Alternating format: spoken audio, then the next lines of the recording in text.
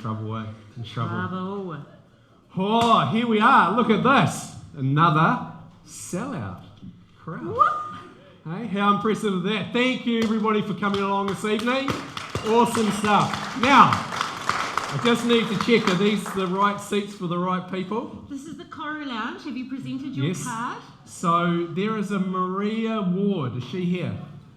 Oh, that's you. And these are your friends, or are they gate crashing your seats? Gate crashing. Are you okay with that? So Maria won a competition for our first ever time, VIP seats at the front. The old Vips, eh? Little does she know what she's in for the evening. I don't even know what she's in for. No, no, that's right. So you're in trouble. You seriously are. Hey, look, awesome to have you all here. It's a fantastic turnout. The day started pretty shit. You know, it was going to be pissing down rain earlier, but look, it's turned out and it's a stunning evening. So we've got 3 incredible guests this evening. Inspirational. Really inspirational. Mm-hmm. Can you use your clipboard, please? Because last time you overspoke a lot at the beginning. So I'm going to make sure that you stick to your script. You right? Yeah, I'm good. Okay, good. Right. So the first thing I'm going to touch on is some celebrations. There are some celebrations in this room tonight. Yes. Actually, you can come forward, Mr. Cameraman. You're the first. Simon Cartwright. Simon won 5 bronzes, 3 silvers, 1 silver distinction, and 1 gold at a National Photography Awards last week. Come on here. Well done. Look at that, what a legend. We only picked the best here, mate. Congratulations. There's some business birthdays as well. Ooh. We've got Stevenson and Taylor, and we've got Wayne, a first timer tonight. Okay. 75 years in business. Wayne, where are you? Out there. Congratulations, 75 years. Done. You look not sure really. 35. 35, yep, Yeah. yep. O Studio, our business, 1 year today. Well done. 1 year. How cool is that? And Topline, I think Taurus was coming, I haven't seen him, but Topline Contracting, they also are celebrating 10 years this week. Congratulations, and Taurus Topline. has been on the stage. House Me. Is it house me or house me? I don't know, how do you say it? House me? House Me? House me. House Me. How's The you? 4th largest home builder in New Zealand. Wow. How impressive is that? That's hugely impressive. Yep. And the last one this time last week, Panpack, they won the Hawke's Bay Export of the Year award. Go Panpack. Let's give them a round of applause. Fab. Cool, right. Now the next bit, a little bit difficult, but we're going to get through it. I'm wearing this t-shirt, it's a patch. It's the patch for Nigel Bickle. Yep. Nigel, sadly, passed away over a week ago, and we had his funeral on Monday. What a fucking shit show, but seriously, a real tough time. So he was a huge supporter of this event. He came to, I think, at least 3 or 4. Yep, and forever grateful that he was a real advocate for this type of stuff. And then in November of last year, Nigel raised $19,000 for mental health. Sadly, he was suffering himself. Yep. So, that's right. We have a tribute to him. And we're going to play the tribute. And at the same time, you're going to raise a glass to Nigel Bickle, who was the Chief Executive of Hastings District Council, did so many incredibly positive things for Hastings and Hawke's Bay. And a bloody good bloke. A bloody good bloke. Let's roll it. Right, let's roll with the tribute.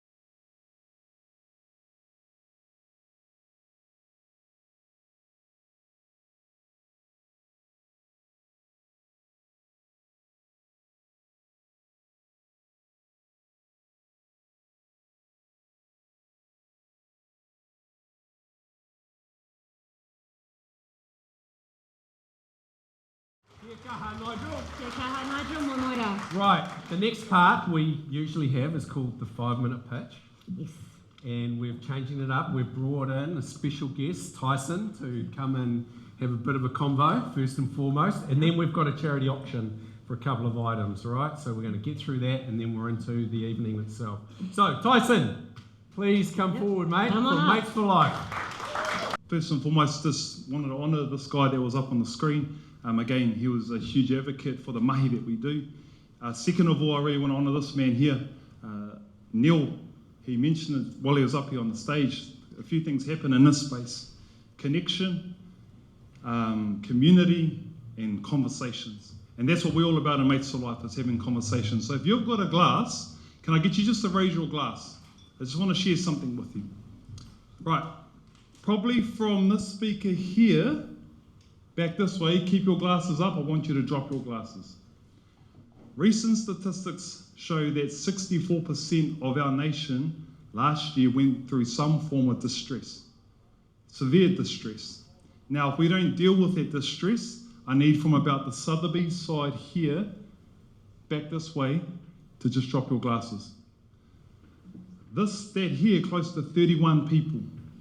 31 people relate to the people here in Hawke's Bay, Te Mātou, Maui, that lost their lives to suicide. So I want you to all drop your glasses and leave your one glass up, Damon. Because all it takes is for one single kōrero, and having courage to have this kōrero that can change that difference and it can get us all to support one another. We've got a game coming up in a couple of weeks. The Magpies, the Bird Gang, they're going to take on Otago. Where's Tain? I saw him here earlier. He's managed to don that jersey on. Right, and so that game, we're very, very fortunate to be the chosen charity to design this jersey. Our jersey's around tauahi, which means to support, to connect, to look after one another. Now, when one person is struggling, if one person's got their bottle up, it takes a community of us to be able to support that person that's having distress. And when we can do that, it gives us the ability to be able to give that person one more day, maybe one more week. And that's the power that you can be together as a community when someone is struggling. So I'm here tonight, to talk about that.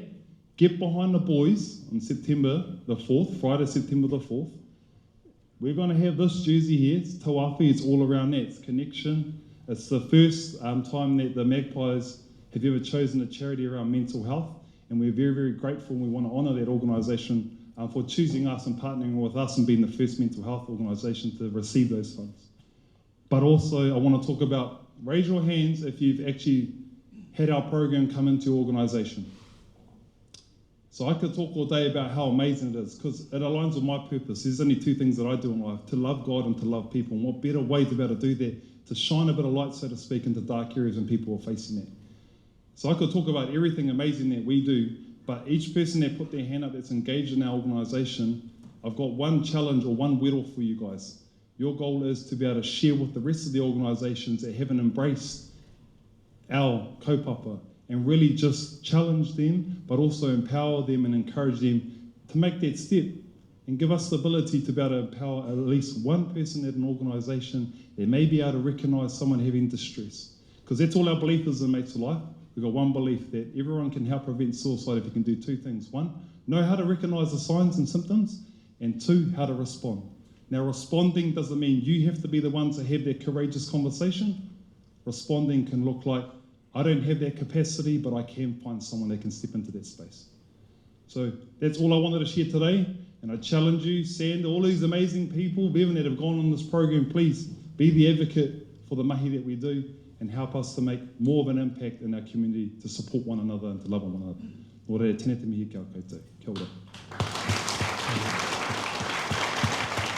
All right, so now we've got the charity auction. We've got Will Tremaine, who's come along, a magpie, or an ex-magpie, old magpie. Are you old these days? I'm not too sure.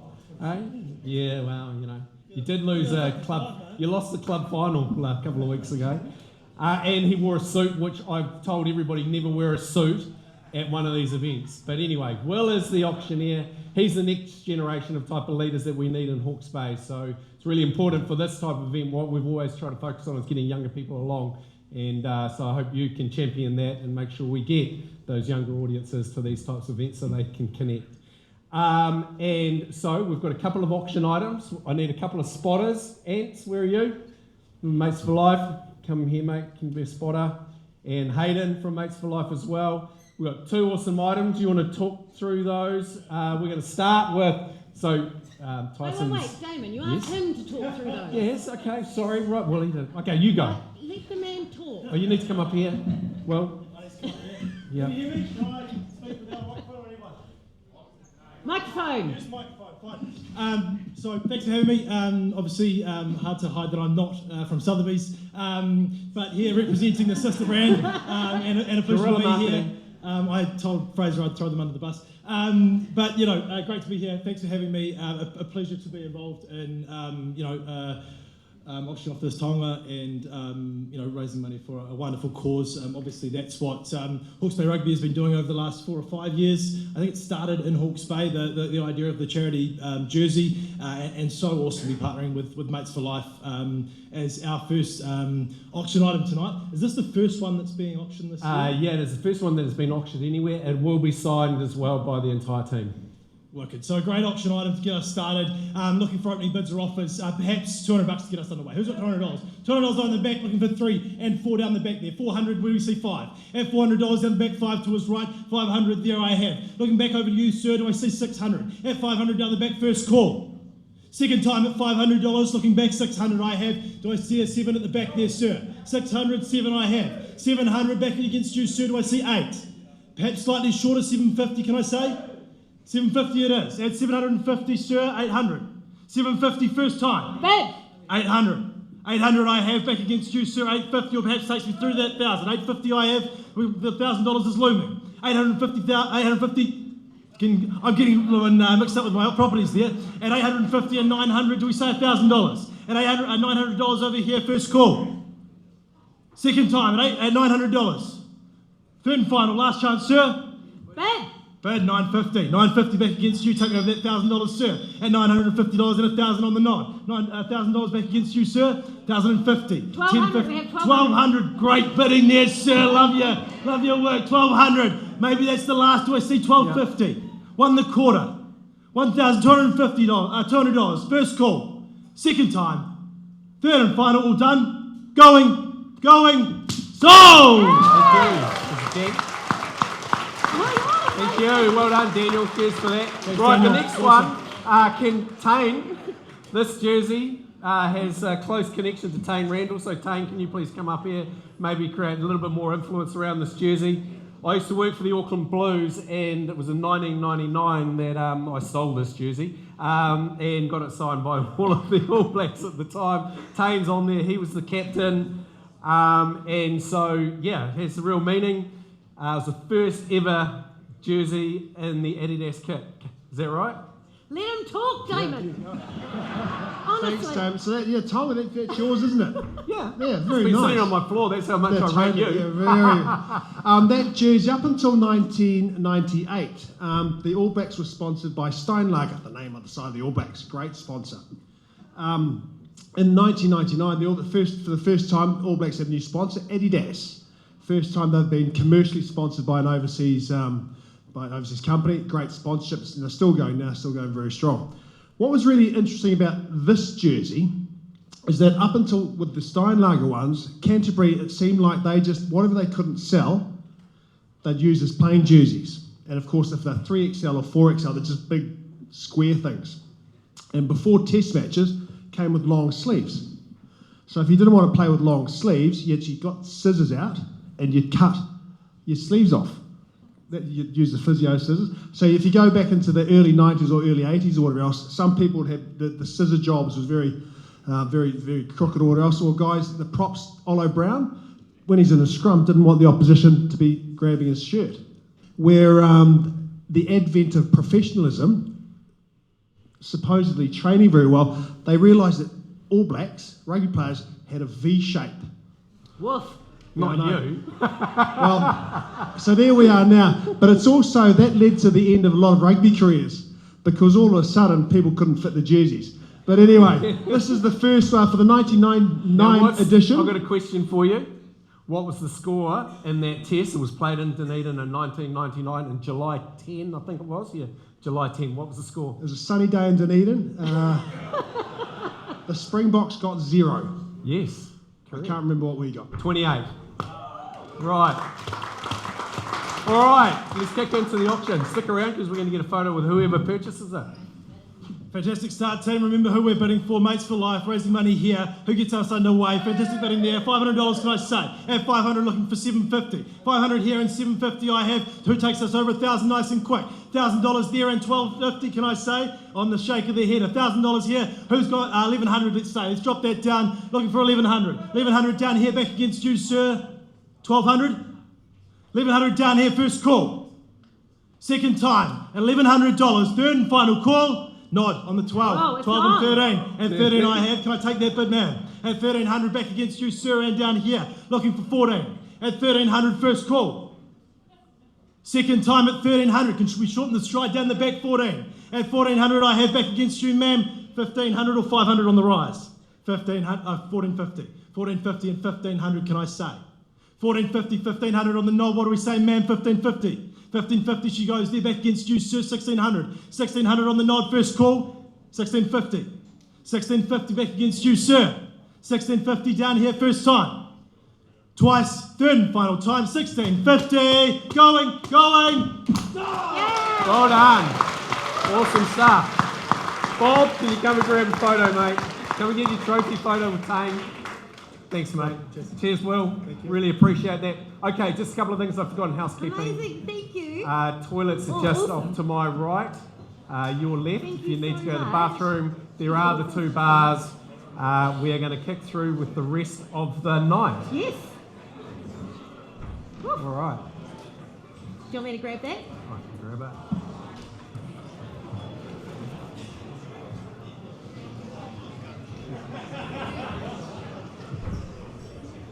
Good on you, Blair. Shuffle along. What a big unit you are, mate. Hey? Hey? Your legs okay on a couch like I this? feel like I'm part of the Wiggles or something. Oh, really? The long lost Wiggle, I think. Yeah. Well, hopefully we're not the Muppets tonight. Oh, hey, we had a couple of pictures up here of you, Mike. Really? That we'd like you to explain. There's here. one, so this is my Google attempts here, but one is when I did Google you, Boris came up. So what's your connection with Boris? And also the ex-Prime Minister of Scotland, whose husband took a lot of backhanders. Exactly. So is this the type of way that you do your, your governance? No, in fact, the way I do it is the picture down below, Damon. Oh, right, okay. It's the real earthy stuff. Okay, grassroots. Remember just the humble sheep and beef farmer from Waipukurau? Yeah. That's me, mate. right. That's me. Right, Yeah. very good. Yeah, but the secret, of course, to longevity is to make sure that the media have all old photos. You never age. It's fantastic. Well, you did look a lot slimmer in some of the ones that I did see, mate. You should have put those ones up. I'm not. Right, now here's we've now got Blair. Come on down. There's quite a few here, Blair. Yes. Your lovely wife Sarah in the corner, your beloved CD, and this shaka thing that you do. But I was more than interested. I was listening to a podcast last night of you, and Sorry, you have I had, turned off the mic? Or what? is it not on? You must have turned it off. Can't hear myself.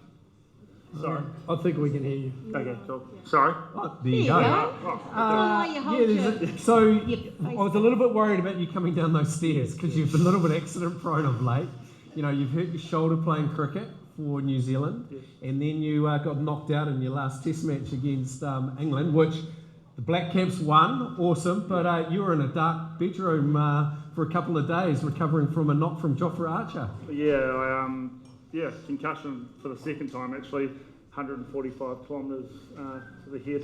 And then I didn't actually come out of it until, had 2 days sleep, and then I came, I don't know, people probably don't watch cricket because it's not very interesting.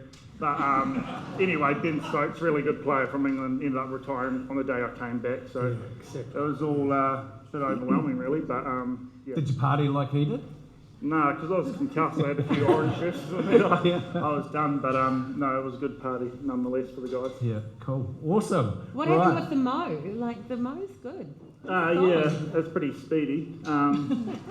Well, sort of the And mower, isn't it? yeah.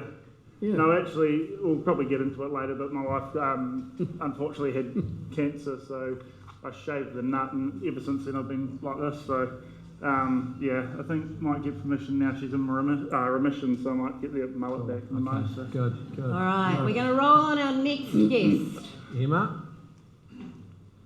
Let's hit play. Oh, the video. Number 11, John Olomu. China is a freak. 1 in a million. Every rugby player, either they got the speed, the power, or the skills. Olomu, that's brilliant. China got those 3 things. He was a superstar. He's a big bastard. But, man, his life was complicated. He was a gentle giant. If he had to punch somebody in the face, he doesn't have it in him. Sport and politics. Jonah is carrying all of that. As the years went by, He became very difficult. And then the doctors said, your body's poisoning itself. nobody has ever played international sport with dialysis.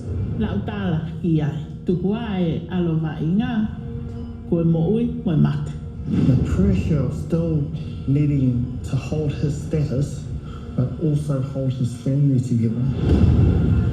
Just an unbelievable athlete. I'm still trying to complete what I started. And that's to win a World Cup. Your success was our success. Your dream was our dream. I'm strong because of it. Power of the mind, if the heart's willing, anything's possible. I wouldn't change anything.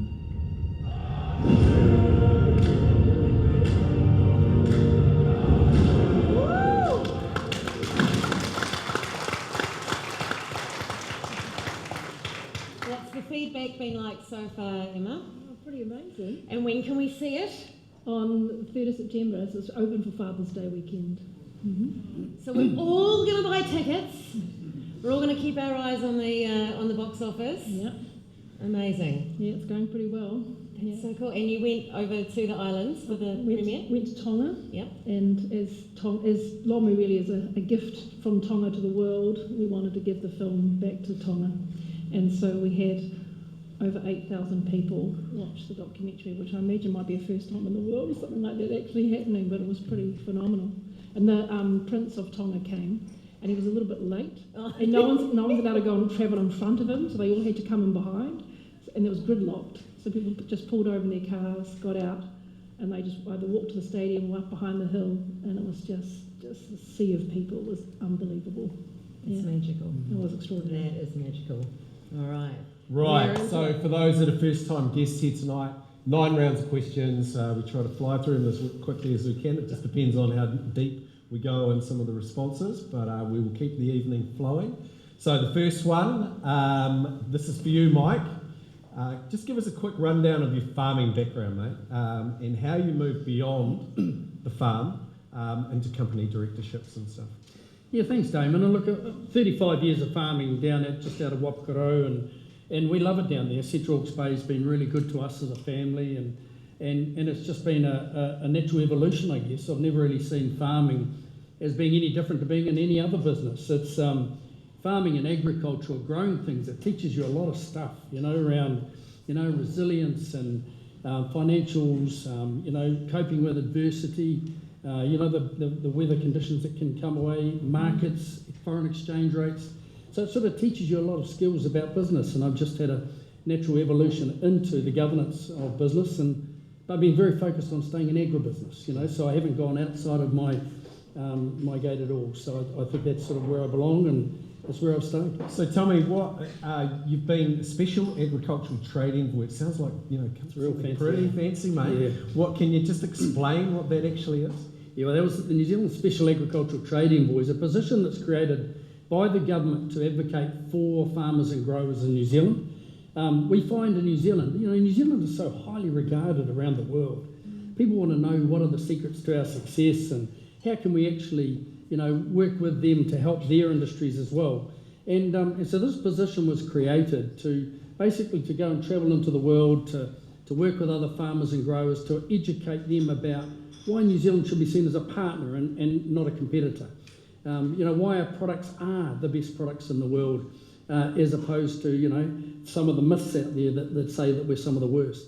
So, and it was really about that sort of role, and I was very fortunate when I was in that role to be able to participate in a number of the free trade agenda items that were happening at the time, and that was a real privilege. It was just a particular time, where there was a lot happening. And so that role, although you're not in it, it still exists. There is yes, that it role. does. Yeah, Nathan Guy is the current that's right. Special Agricultural Trade Envoy, but we were doing, I was in, the free trade agreement signing with China, with Helen Clark, of course, back in 2008, 2009, and the CPTPP, and the Korean Free Trade Agreement. So, I was fortunate that there's been a lot happening. It's a miracle. New Zealand, small country in the bottom of the world, doing stuff that the rest of the world just marvels at. Yeah. So speaking of doing stuff, though, that the rest of the world is just marvelling at. Uh-oh. No, I'm going to. It's a pivot. It's a pivot. Well, we're going to come back to you, but I want to move to Emma. When did you find out that the screen industry, film industry, was where you wanted to just catapult into? When I was about 14. 14? Yeah, so I went to Havelock North High School. Boom. So I was born and raised here. And I just loved the arts, I loved music, I loved drama, I loved the whole lot. And I thought I really want to be in that. I didn't know if it was necessarily screen, but I knew I wanted to do something. So something in that theatre arena. Yeah. Okay. There wasn't really screen in any shape or form here at that point. That's really what I wanted to go in. But my mum said to me, that's that's not a real job. And you need to go to university and do something that's something. She said it was a hobby, and so anyway, I did go to university and I became a teacher, and I returned to here and taught at Havelock North Primary School, and then I went and followed my dreams once I got fully qualified. Amazing. So what is it?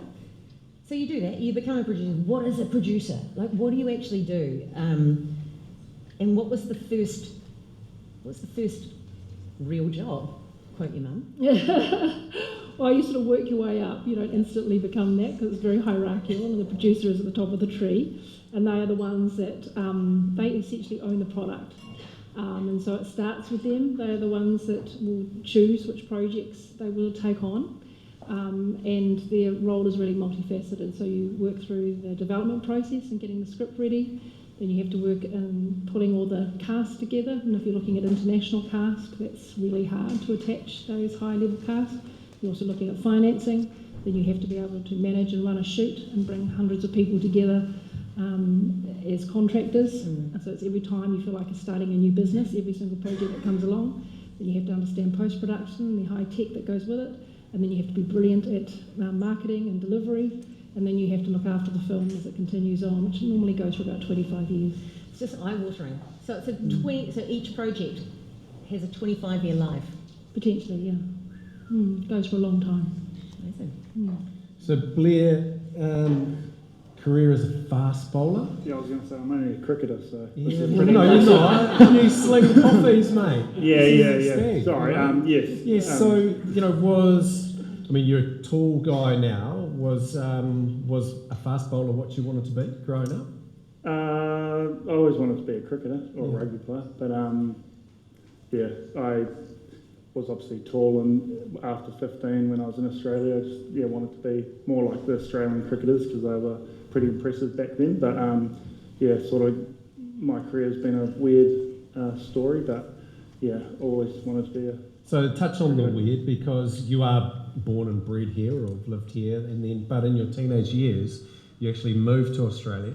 You went to school there, played for Queensland colleges or whatever at a representative level and stuff. Is that's how sort of that career evolved and the weirdness around it? Yeah, it was obviously quite weird. I went to Green Meadows Primary, went over to Australia, and then sort of played all my age groups throughout the Queensland, and then sort of went out of favour, and I went to England a few times, and I met a guy, I won't mention his name, but from CHB, and he got me to come back. And why not mention his name? Is it Mike Petersen? Nah, because he always tells me he made my career because he got me back to England, so I won't mention his name. He is a Shaw, so most people know Shaws out at CHB are pretty common. So, but yeah, he got me back, and I've been a professional cricketer for 11 years now. Cool. All right. Round two. Into round two. Brilliant. All right, so Mike, you're up first. So you're chair of Scales Corporation, which we might know as Mr. Apple. You're a director of Ansco Foods and Kelso Genetics. How did you kind of go about creating a career that's more than being a farmer? Or how did you become known as being more than just a farmer? No, I shouldn't say just a farmer. But No, just a farmer. I am just a farmer. I keep saying that. So, Blair, I'm a farmer, right? You're a cricketer and you're a film producer. I sort of feel like last time you had a rock star, so... Well, watch out, the air guitar could come out, who knows? I know. Be careful, Mike. I know, exactly. Coldplay will be on the play. Yeah, look, it's just been it has just been an evolution. I haven't actually... I've never mapped out a career pathway. I've never believed in sort of mapping out career pathways of where you want to be in 10 years' time. I've always just felt that, you work hard every day and just do the best you can in your given job every day. And I say this to our children, where just work hard and, every day, do your best in your day job and opportunities will come. And I've been very fortunate. I've had, those opportunities have come and I've been approached to do roles. Did someone shoulder tap you? Did they start shoulder tapping you because why? They just thought you were a good speaker, that you were... No, I don't. Maybe they talk to people. I don't know. But it's just, I seem to have found myself in roles, and I'm incredibly privileged. I only join a board where I have empathy with the cause and the company and empathy with the people that are involved. I never step out of my lane on any of that. And so in that respect, I'm very fortunate because I love going to work every day, which not many people can say that, sadly. And so, it's a really important point, I think, just work hard at your day job and you'll be amazed at what opportunities will come. So true. Emma, Yvonne actually rattled off some of your movie credits earlier, but I did watch Holy Days on Sunday night with my wife Emma and loved it. It was actually a really funny movie based in the 70s and stuff, and the old cars and wearing stubbies and all of that sort of thing. So really cool movie if anyone wants to watch that. What's one film that changed how the industry actually saw you and you were able to step up? Probably my first one where I actually was producing on my own, which was a film called The Changeover, and that starred Melanie Linsky and Timothy Spall and Nick Galitzine. And it was, when you do independent filmmaking, which is what I specialise in, I don't do studio films, which is a financing model where a studio acts like a bank. With independent filmmaking, you have to collect financing, it's what we call jigsaw financing, and you piece it all together. And it's reasonably complicated, I suppose. And I think doing that on my own, I think they went, oh, wow. And I think the other time was when we had over $1 million drop out and we were just about to start shooting, and I managed to turn that around within 5 days. And apparently it was went down in big news in the New Zealand Film Commission's building, because it was a big deal that I managed to find that money that quickly.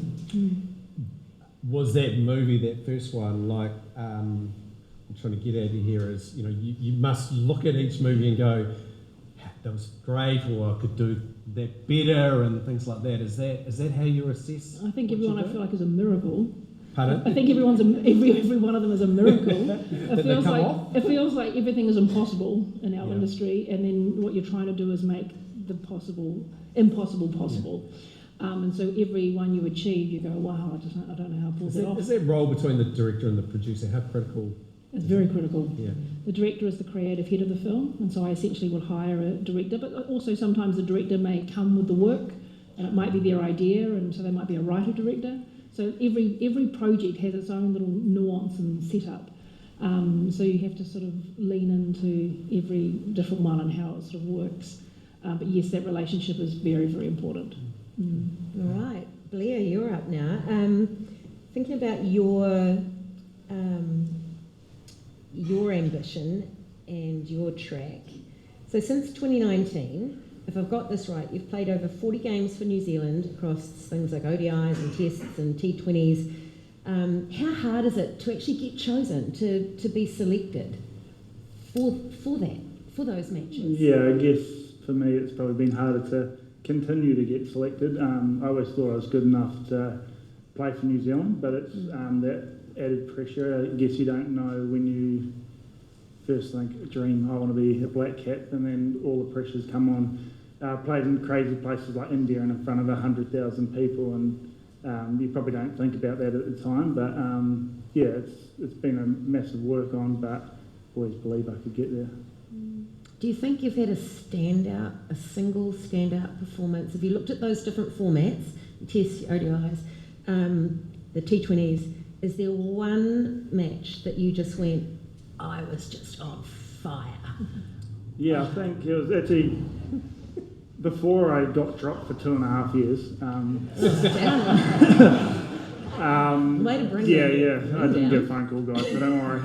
But I actually had a game that was after the cyclone, and it was a game that we were fundraising money, obviously what happened here and throughout the country, and I had a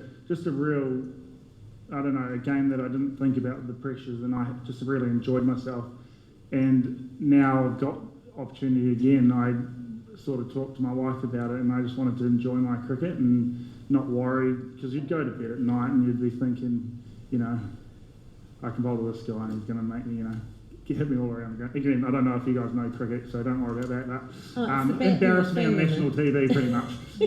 So I just wanted to enjoy it. So the games, I'm going to add more games in here, but after I returned to the Black Caps, I enjoyed my time and it sort of paid off, I guess. Sorry, long way around. No, it's good. It's really good. It's cool. All right, we are changing rounds. We are. Round three. Round three. Indeed. Okay, Mike, back to you. This is something that's dear to your heart, but water. Oh. Forever the promotion. Oh, like Kane Williamson in cricket. Oh, do you want to pass it down to Wes? Thank you. Is this your water? Well, no, but it might be one day. Oh, you're selling? Yeah. Do you want me to it's all free, mate. It's all free. Oh, right. Okay, it's all free. Good. So you are leading a pretty massive water project for Hawke's Bay. It's not the first time, actually, that we've been in this place of trying to get water projects off the ground. Why have you jumped on this one now? Yeah, it's an interesting one, Damon, because this is critically important for our region. This water is everything for our region. We have an abundance of natural resources here. We have an amazing climate. We've got great soils. We've got all the infrastructure that we really need around, good ports so we can get to the world. And the thing that's really constraining growth and opportunity here is actually water. If you wanted to come to Hawke's Bay and set up a new business, a new orchard or a vineyard or kiwi fruit or seed cropping, high value seed cropping, you could not do that today if the block that you're wanting to do that on did not have a current consent for water. So we're fully allocated in Hawke's Bay for water. This is about how do we actually open up the opportunities here and actually create smart business in this region.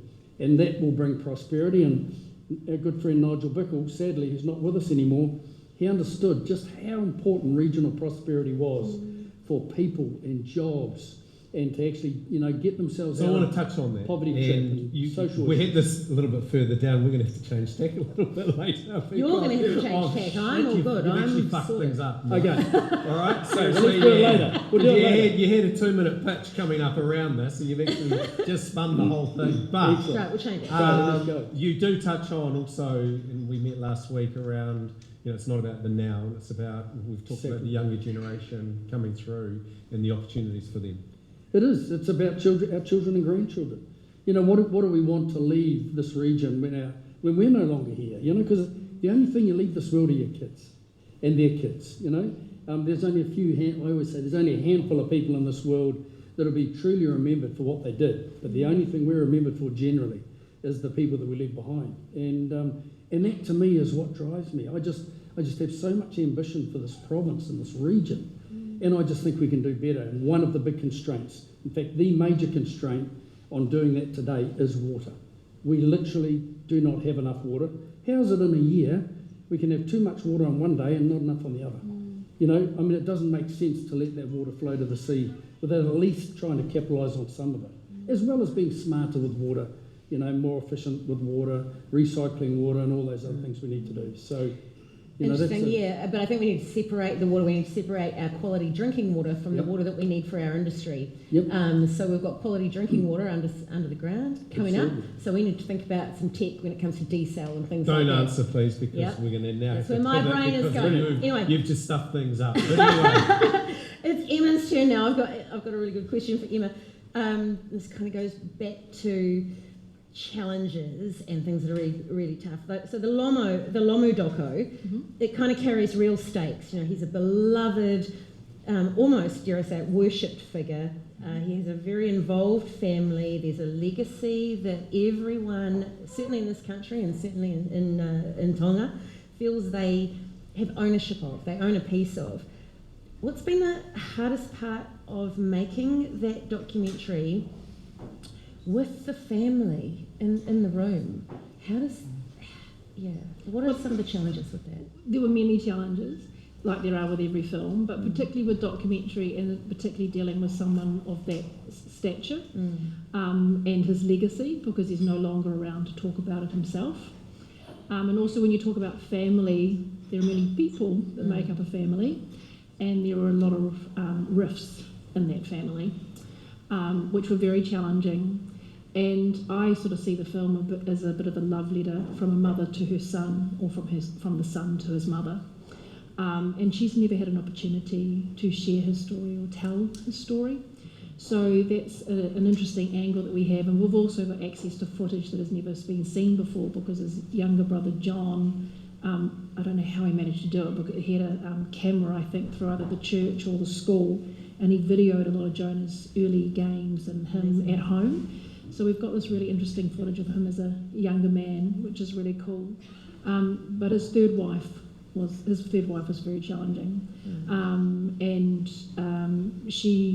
Jonah, before he died, decided to leave essentially his legacy, all the legal stuff that he was involved in, to his lawyer, and it was a conscious decision to do that. But she was adamant that it was really meant to be her. And so that was a continual battle, because you have to get copyright to, you have to have rights to be able to make a film like this. You can actually make a film about someone who's passed away, but we needed rights, and so she was always saying that it needed to go to her, but it actually needed to go to the lawyer. And it did resolve itself eventually in the courts, because she kept on going at the lawyer, and then eventually we said, all right, then we'll go and sort this out in court, and he won, of course, because he did have the rights. But it managed to get there. But it'll be very interesting in the release to see how she will respond. We cannot wait. That was a big challenge. Oh, my goodness. And she Did you get invited to the premiere? She did get invited. Of course. Yeah, she did. She got invited to the premiere. She's been invited all the way along. Right. Yeah. But basically it came down to money, and money was left for the boys, but because it wasn't left to her, it became an issue. So speaking of battles and thinking about battles, has there ever been a project that you really wanted to be, like the driver behind, but it ended up going to someone else, like a different producer? I mean, how competitive is it out there for projects? It is competitive, but I think that because my job as a producer is quite a sort of giving type job. I mean, we're essentially the people that are behind the scenes. We're providing platforms for directors and actors and everyone else to do their best work, and I'm quite happy with that position. But a lot of people want to be in the limelight. Like a lot of people want to be directors. There are a lot more directors than there are producers, let's put it that way. If I ever lost a job to someone else, no, I don't think that's happened yet. I may have stepped away from work, and then it may have gone off elsewhere. Okay. But normally I'm lucky I have the sort of pick of the crop, I suppose, to what I might develop, because there's not as many of us. Yeah. Thank you. That's really interesting. Yeah, cool. Blair, you're a little bit of a social media beast. You do quite a bit of social media stuff on Instagram a bit, you do. And I was stalking you last night, and you shared a photo of Sarah, and she had just had her last treatment. Is that correct? Yeah, she's I'll start. Well, I won't Well, start from I a was fully going to start. start a little bit earlier and say, back in 2024, Yeah. this is where it all hit home, and you were not in New Zealand, you guys were in the UK, you were playing cricket and that type of thing, so it's been a big journey in 2 years to get to where you guys are today.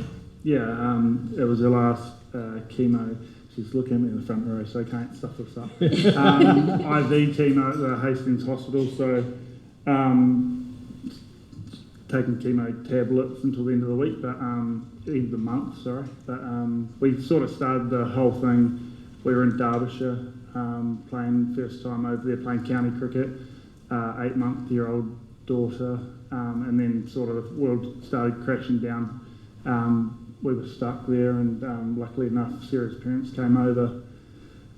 And then I won't look at my wife.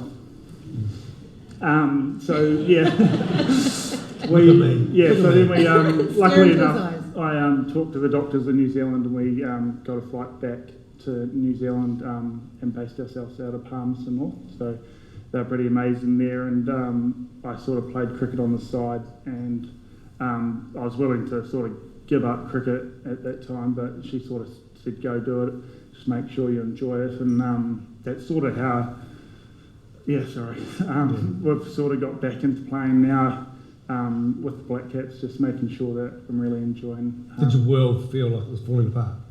I feel like at the time it definitely felt like that, but with everything, with my cricket career, cafe, I'm one of those guys that, okay, today, we're going to panic, but tomorrow we're going to have a to-do list of what we're going to tick off, and we are going to get all the information of what we need, and we're just going to tick it off day by day, and that's what I do with everything, and that's what we said from day dot, and being positive every day, and I think we did a pretty good job. Cool, fantastic. And it's sort of didn't end there, really. Again, I touched on the you've been a bit of accident prone, but this isn't accident prone, but a cyclone hit. And also, the family property also got pretty badly hit. And, people jumped in and around and sort of, and helped during that time, but it was a bit of a double whammy, really, wasn't it? Yeah, it was actually, we drove up to the Mount, and I got told that I was going to play my first test match for New Zealand. And then obviously cyclone hit, and all that happened, and my father's property got taken away, but it sort of happened like around the cricket, like obviously Sarah's stuff, and then even I got back playing for New Zealand. In my second game against England, my father had a stroke, and now he's wheelchair bound, so it sort of happens, but we're lucky, I'm lucky what we're doing now, and geez, I'll try not to cry on this couch. We've got you. Yeah. I might be 2 meters tall, but but no, it's one of those things. Like he was in the gym today, and I just Mike needs water. Yeah. I mean, it's bigger things than me. I just, like I said, day by day, and we're pretty privileged where we are now, and we've got a lovely daughter, and okay. I think we can move on. No, it's all good. It's all good. All right, let's look at round 4. So, Mike, you're up first. So you sit in boardrooms. You're in front of like prime ministers and presidents, as comfortably. So you're sitting in there in boardrooms as comfortably as you sit on a tractor. How important is having that comfort, right? When you say maybe trying to change the trajectory of a deal, like if something's a little bit tense. A bit of humour helps. A bit of humour helps? It does. But also, there are times where you just need to... I remember I was lucky enough to have lunch with Prime Minister Modi in the presidential palace, and of course, I'm a sheep and cattle farmer, which... And in India, beef's not such a great thing. The sacred cow is not so good. So Prime Minister John Key introduced me as a sheep and cattle farmer, and I said, I'm sorry, Prime Minister Modi, I'm just a sheep farmer. And so I shook his hand and said I was a sheep farmer, and that sort of got me out of the trouble with Prime Minister Modi. But I was there with Brendan McCullum, actually, and he was a far bigger star than I was. Everyone wanted to see Brendan McCullum. like it was just it's a religion there, isn't it? Yeah, it really yeah. is. So sorry, we went off track. No, it's good because I was going to say, well, given your trade background, Yes. how big a deal is the India Free Trade Agreement? How big a deal is it going to be for New Zealand exporters once all the dust kind of settles? Yes, yeah. Look, it's going to be a massive opportunity for New Zealand, and you just got to think about the population alone, the 1.4 billion, 450 million middle class in India. And so that, for us, that was the China story. When we got into China, it was the rapid growth and wealth in the middle class that really drove our exports from, something like 2 or 3 billion to about 30 billion two-way trade now.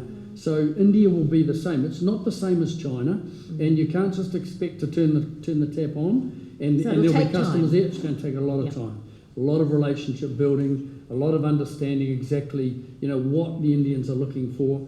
They're some of the best negotiators and the best traders in the world. But boy, they're the best cricketers, aren't they, Blair? But they know what they want, and it's going to be a very big opportunity for New Zealand. Horticulture in particular, lamb and sheep meat's going to be good, wool and wine. Yeah, absolutely. So very, very exciting. Brilliant. Emma, over the last couple of years, Hawke's Bay has been looking to create a bit of a film studio here. There was one proposed and went through a resource consent for out at Te Wonga. What do you see, and I'm not sure what the current state of play is, I hear murmurs that there's other opportunities there, and feel free to say whatever you like around that, but really what do you think are the economic beneficial things for Hawke's Bay around it? Well, it could be massive. Yeah. I think the reality is that all around the world there's incentives to film everywhere. Even New Zealand, those who are not aware, in New Zealand there is a big incentive. So any domestic projects that are made, New Zealand films or TV that is made here can get up to 40% back on every dollar that is spent here. And international projects can get 20 to 25. And incentives like that, the reason why every government has kept it in place is because the win back is massive because people are spending so much money here. And so there's incentives all around the world. And also in a lot of places there's incentives in various regions or states. So same in Australia, same in America, same in the UK. And it's all to attract projects to a region. And I think that having the film industry or the screen industry come into Hawke's Bay could be hugely beneficial. I think that one thing that Cyclone Gabriel did teach us all is that diversification is a good thing. And the screen industry is, relatively speaking, low impact, high spend, because we spend a lot of money very fast, and you inject it all into the community. And I think that there could be real opportunities here for that. There is there's a natural sort of leaning to the arts and the theatre and across the board. So there's quite a bit of talent here. It's a small pool and something that we want to grow more. I have a slate of projects that I'm working very hard on bringing to Hawke's Bay. And I know that there are other producers that are from this region or are interested in this region. But I think if we could have a pipeline of work here, I think there could be some very interesting things. So when it's a studio, what's the comparison? There's a studio and there's a location, right? Do they always work hand in hand, or are we saying there's a studio and that's where films are going to be filmed inside, or is it all, appealing and trying to showcase Hawke's Bay? Every project has different needs.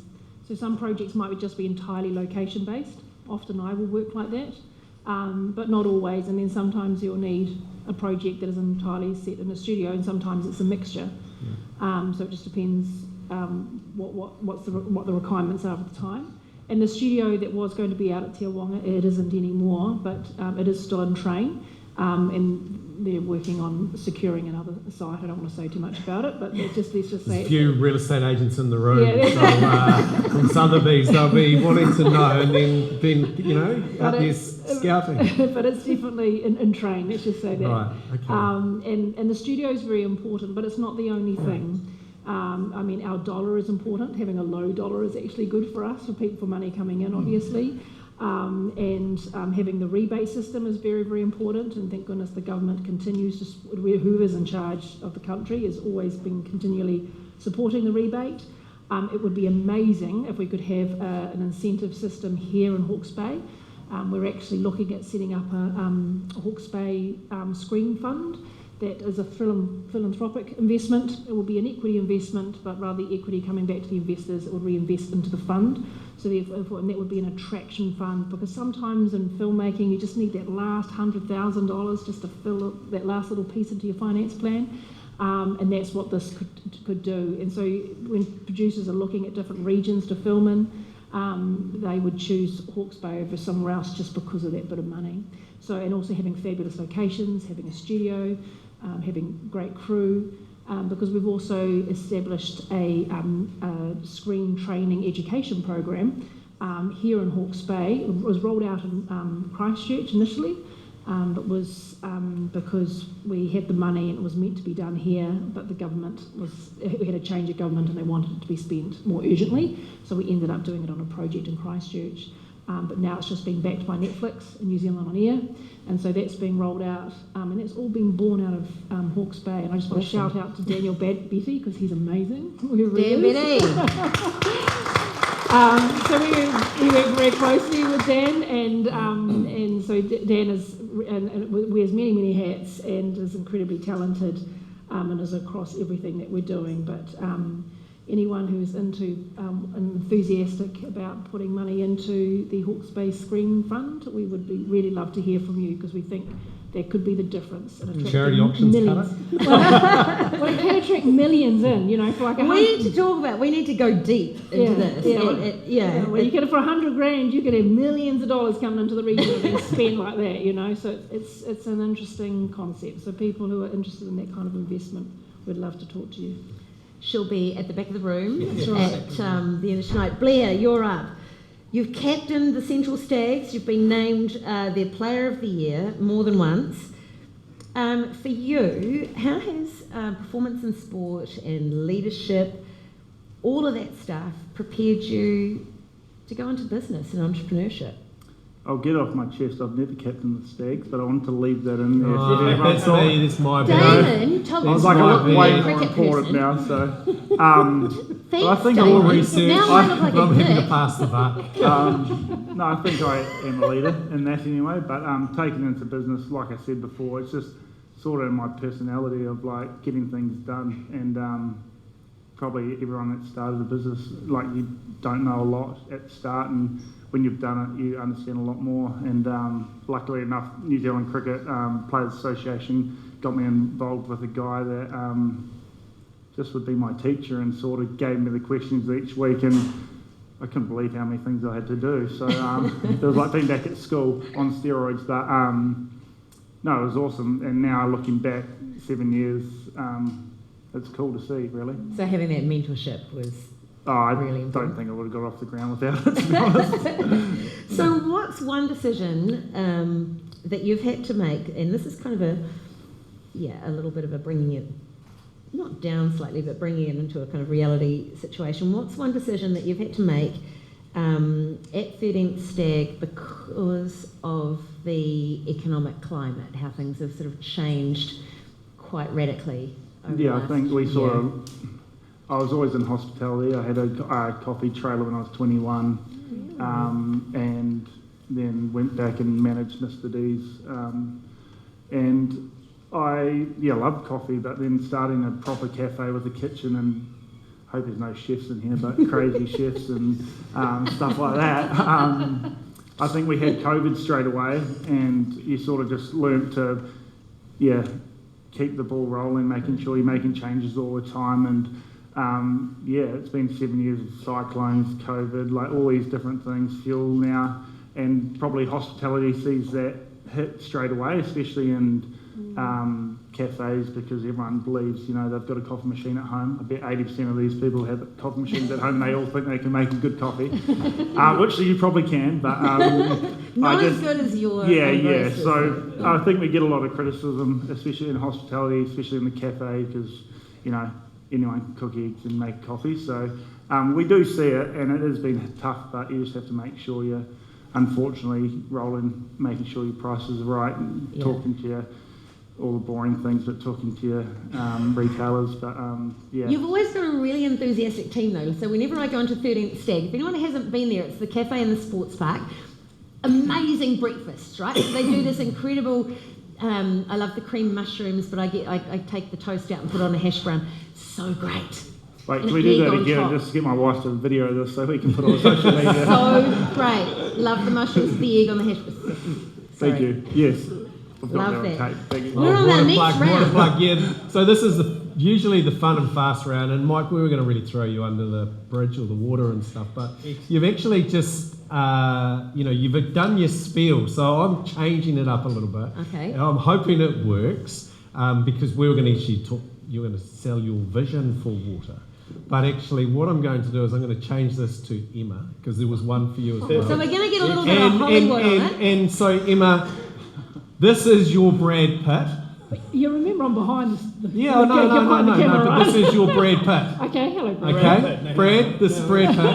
No, you. Wait, I'm doing. Mike. Yeah, it is. So. Yeah, no, it's not looking. It's a Oh, pitch. you've got your thing. Good. I've got the Got your clap clap. up. Yeah. Got the clap. Yeah. So this is I've got the clap today. So Emma, yes, here's the sitch.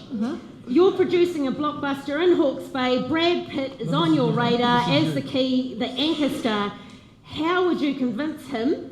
So you're ringing Brad him. Pitt, You're ringing Brad. to come and spend a few months in Hawke's Bay on your project. This is Unleashed. Emma pitch. Take one. Scene one. Brad, what a privilege it is to meet you. The privilege is all mine. And you're as handsome as they say. I just can't remember which wife I'm on. Brad, I want to talk to you about this amazing film that we have in probably one of the most beautiful places in the world. Really? Yeah, it's phenomenal. Do you enjoy wine, Brad? Love it.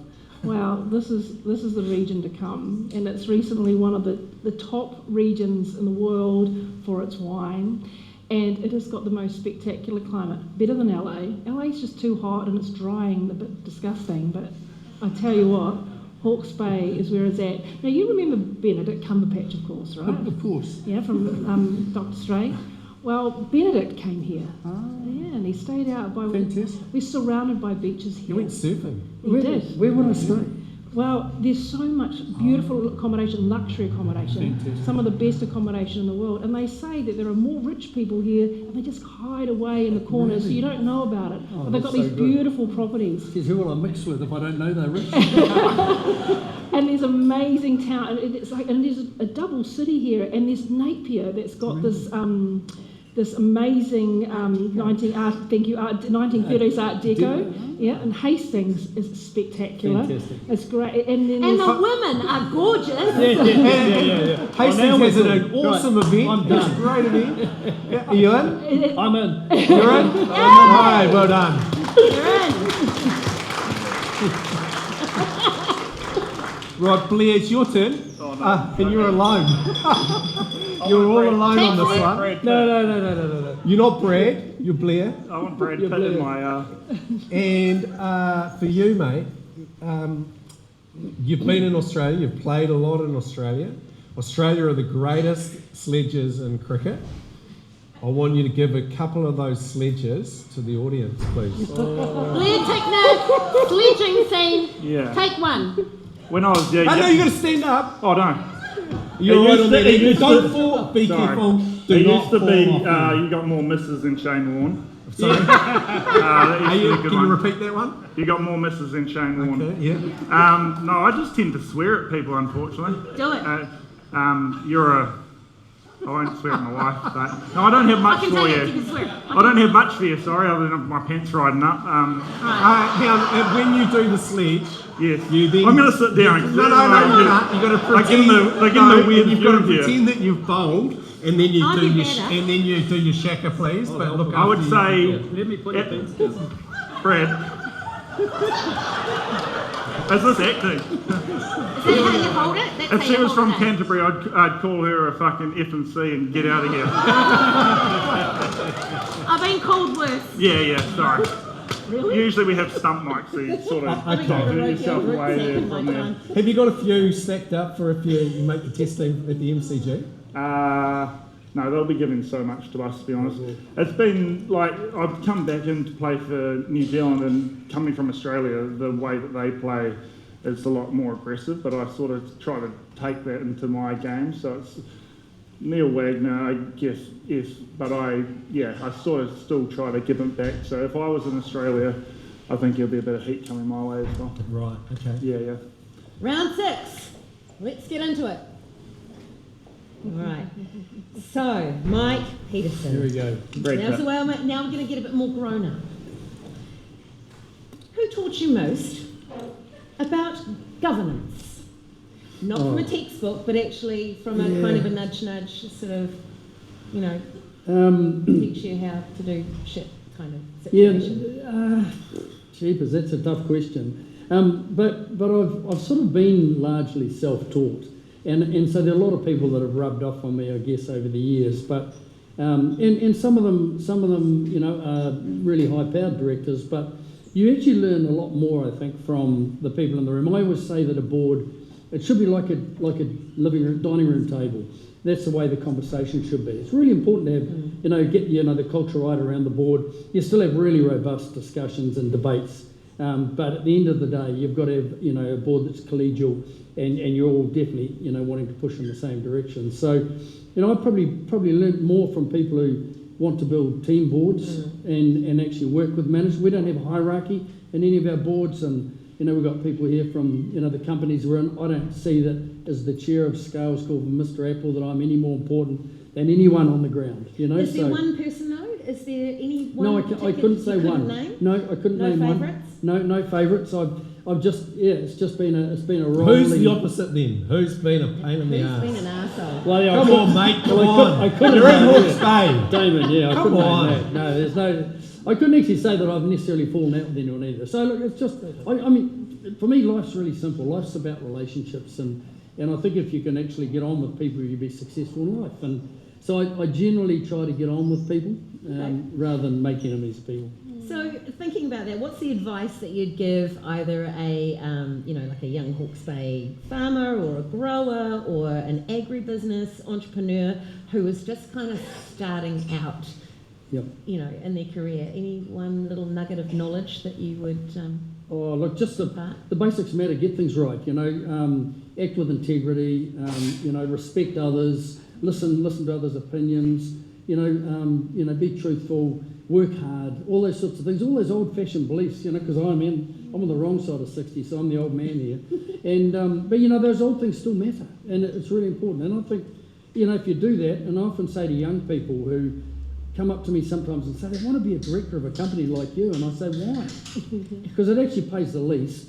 Actually get a management job and really develop yourself in management or entrepreneurialism. Do something that you can really get your teeth into around management and business and entrepreneurialism, and then go into governance, because that's how you become really rounded as a person. Thank you. Emma, do you get younger wannabe producers sort of having conversations with you, or if not, those that if someone did, what would you say to them?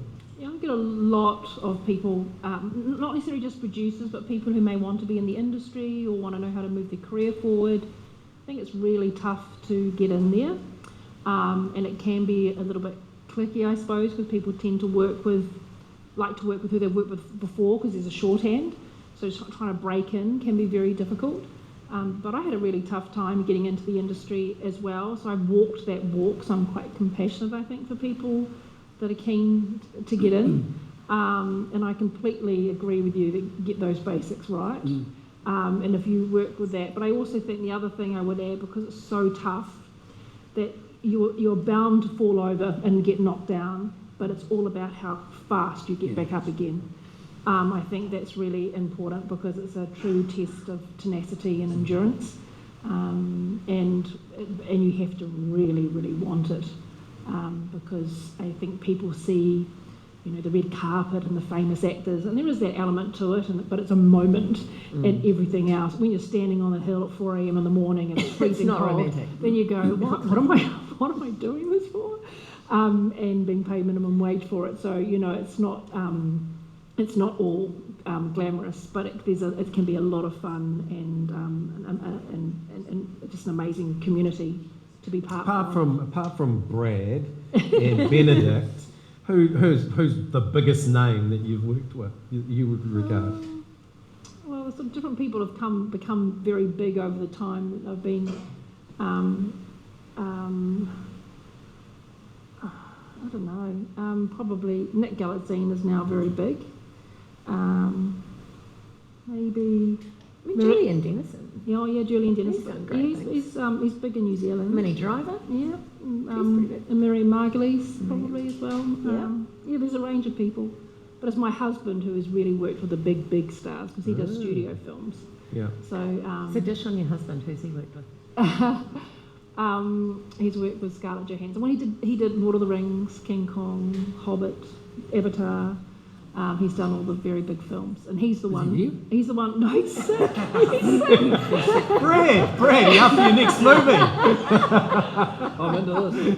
But he's the one driving the studio because that's the world that he comes from. That's his. I do independent. He does studio. So he works with those big names. Yeah. Awesome. Blair, biggest influence on you as a bowler or as a person? You can choose. Who's your biggest influence? Well, probably when I was growing up, it was just I had a bowling coach that was Shane Jurgensen. He ended up being. It was funny enough. My first ever New Zealand bowling coach. He was Australian and he coached me from when I was 14. And then by the time I debuted in 2019, however old I was, 20 odd, but he was coach again for New Zealand. So sort of went full circle. And without him, I probably wouldn't have been the cricketer I am now. And he's now coaching the Wellington Firebirds. So yeah. Oh, amazing. What, and thinking about the question that I asked Mike, what advice would you give to like a little Hawke's Bay kid who just wants to be a black cap one day? I think it's funny, like everything you guys have said in different aspects is exactly the same with becoming a black cap. I think everyone likes the lights. I think travelling around the world's amazing, but it's not all glamorous. And you go to these countries, you're away from home most of the year, and then people just think it will happen. But hard work at the end of the day, like I just even seen in the cafe these generations coming through. I just feel like they want everything like this, and like I want to buy Bitcoin and I'll be rich forever. But it's like the old school hard workers are always going to get further and further, and it's the same with cricket. Like I'll just grind.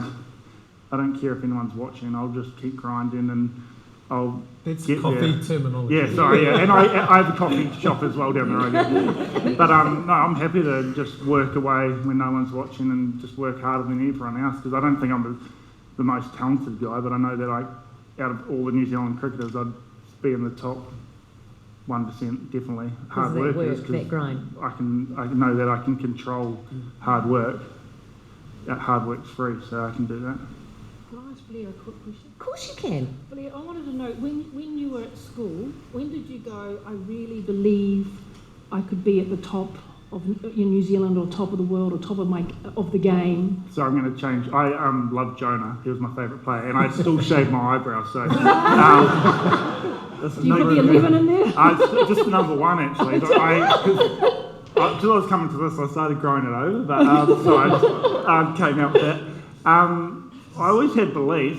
I was trying to move back to New Zealand when I was about 15, 16. I'd played age group stuff, and my mum, my divorced parents, she really didn't want me to go, and she gave me this note about how I was never going to play for New Zealand. And she's very supportive, but obviously mum wanted me to stay there. And at that stage, I sort of I just wanted to prove people wrong, everyone. And then same with Queensland cricket, they started not picking me, and I just wanted to prove people wrong. And now I'm hopefully going to Australia and going back to where they didn't pick me, and hopefully we can go away with the series win. And I sort of said fairy tale story going back to England, where mine and Sarah's journey first started. But hopefully this time I don't get hit in the head with a cricket ball, and he can make it happen. Yeah. Sorry, again. No, but that's so interesting that she asked that because, you know, I was curious about, was there one time, like in your backyard or your front yard or at school or whatever, where you did the most, you thought, I'm gonna have a crack at bowling, and someone saw you do that and went, holy shit, this kid's amazing. I think when you grow up with 5 boys and you're the youngest, you just keep bowling and you keep bowling until your brothers say, I don't want that anymore. I'm going to go inside. Mum's cooked dinner now. Don't play with me anymore. I was just the human bowling machine, and then I got good enough to play cricket. Love it. And also not being chosen is important, I think, because obviously that's a point where you go, I'm either going to work really hard to prove them wrong or I'm going to give up. That choice is really important. Yeah, I think like selection's subjective. Like it's unfortunately that's the sport we play. It can happen in every career, obviously, and every But for us, it's like the last Black Caps coaching. They didn't see me in it, and then he goes, and all of a sudden I'm back in the team. So you just got to keep working hard. Like if it comes back to that, and then if it happens, and sort of live by that, and know that you've done everything to make yourself the best player and human you can possibly be. Yeah, that's cool. Groovy. Right now, we've got 2 more rounds. Yeah. Two more rounds to go. We're nearly through. So the best of you. And Mike, we're going to you first. When you're sitting around a boardroom table, you're cheering, what's that rhythm? We talk about cricket and rhythm and bowling and stuff. What's your rhythm like? What are you just the conductor of it? Or is it the conductor, the sage advice, the experiential advice? What do you like in those moments? Well, I think, Damon, a board meeting doesn't start at the start of the board meeting. There's a whole lot of preparation goes into it first, So, I'm working with the chief executive and others trying to work up the papers and understand exactly what the key issues are we need to address. And so it starts a whole lot before that. So I'm probably lucky enough as the chair and of those boards where I have a bit of a head start. And so I am conducting the meeting, but I'm wanting to make sure the most important issues get done first, get through the key issues, but give everyone the opportunity to have input as well. So, it's a fine line between, the worst thing you can say at the start of a board meeting is, look, the agenda's relatively short today, look, we should be finished by 3 o'clock. You can guarantee that those are the board meetings that never ever work out that way. So you never really know at times just how the decisions are going to be made. But you've been going through an acquisition as well recently, and you're going to have to blend a board structure around that. Yeah, we are. We're setting up separate boards. Just explain. There's a new one. Yep, this is Ansco Foods. So we're one of the largest meat processors and exporters. We actually also, fun fact, we also make all of the McDonald's burger patties in New Zealand. So they all come from our plant in Taranaki. Yeah, so. But we've just purchased Greenlee Meats up in the Waikato, and look, price is well published. It's an $800 million deal. We've been working for a year on that deal, and we've been having weekly due diligence meetings with groups of people trying to get that deal done. Kept it really tight because we wanted to make sure nothing got out. So it's been a great process. It's been fascinating, and we expect to get an answer on that. Hopefully, was it all smooth? No, never smooth. In fact, but the amazing thing about it is Japanese shareholders, through all of the fuel crisis and the Middle East war, 800 million is a lot of money, they did not blink because they're not buying it for this year or next year, they're buying it for 100 years. And it's been extraordinary how they've actually just believed in us, and they put a lot of faith in those of us here in New Zealand to make sure this deal's right. We've had a lot of times where we said, look, this is not going to happen. And that's what happens with deals every time we do them, same as scales. We would look at an opportunity every week, and some we discard quite quickly, some we spend a lot of money on and go through many months of work and discard, and then the old one we pick up. The deals are amazingly complex things, but that's the exciting bit about it for me. Cool. So I'm going to bring that into Emma, thinking about when you are the best you, right? So when you are the best you, does that occur, or does your best work feel like when everything's falling into place, or when you're under real pressure? When does the best you come out? I feel like it's actually in my team. Okay. When I feel like my team is performing at the best that they can, and they're feeling really good about themselves and their output, and it feels very collegial, and we're racing, you know, because sometimes you move in millimetres and other times you move in great big bounds. But when you're bounding along, I think it's in my team where I feel like we're doing all right. Who's in your team? And how big is your team? What is your team? Oh, my team is quite small. Okay. But there's, so my company is Velvet Moss, and there is 2 other producers that I work with. I also have a personal assistant, an accountant, and a legal team that help in and out as well. And then everyone else as we go on to projects are brought in, but that's kind of the core team.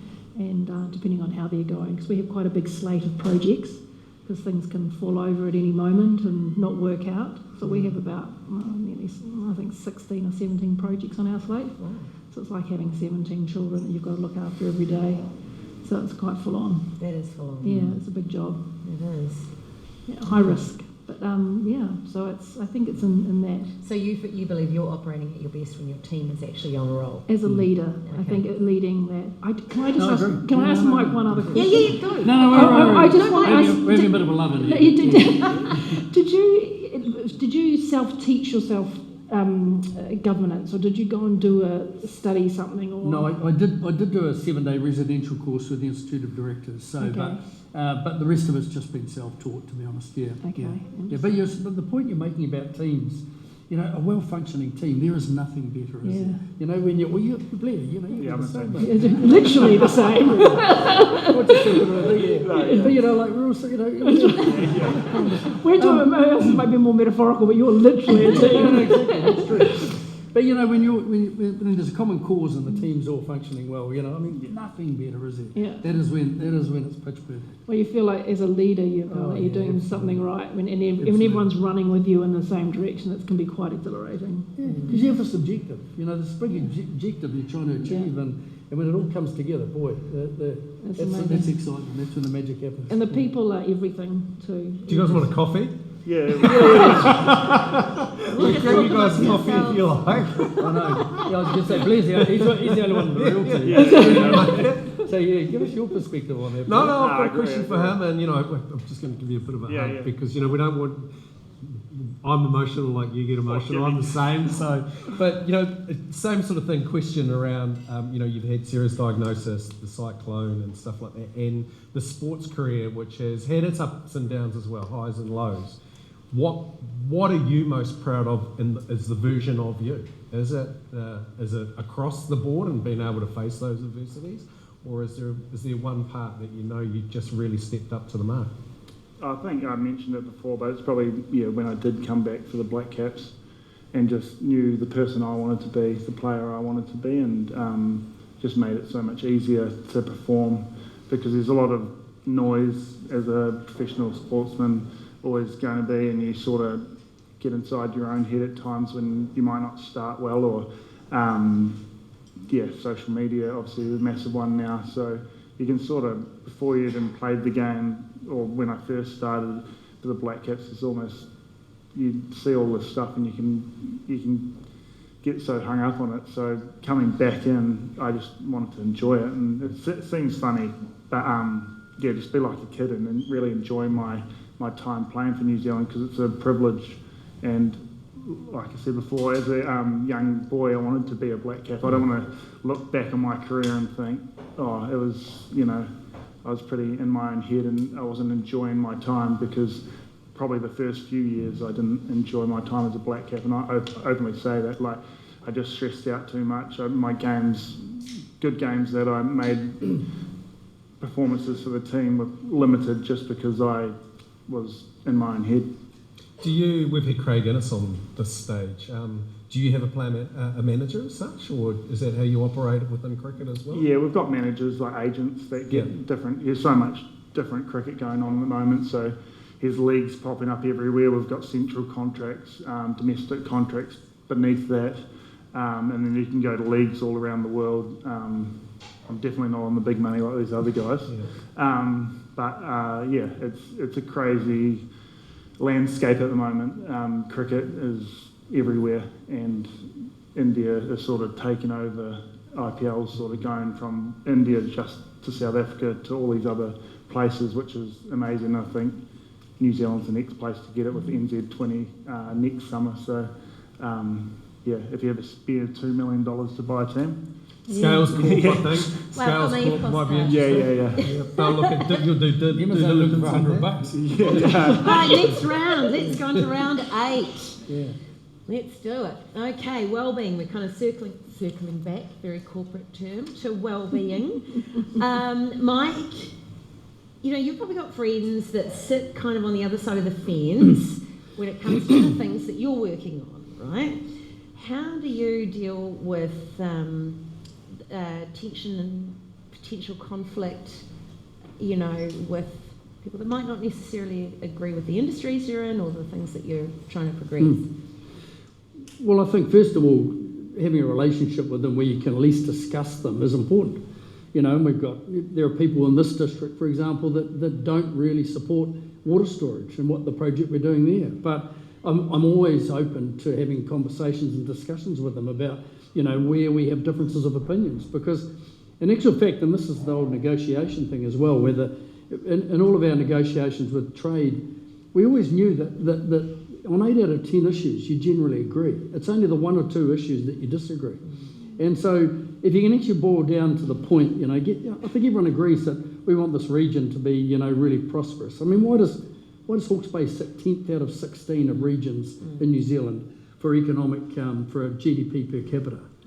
You know, when it's one of the regions that's got the most amazing natural resources of any region in New Zealand. So you know, I just look at that and say, well, hang on a minute.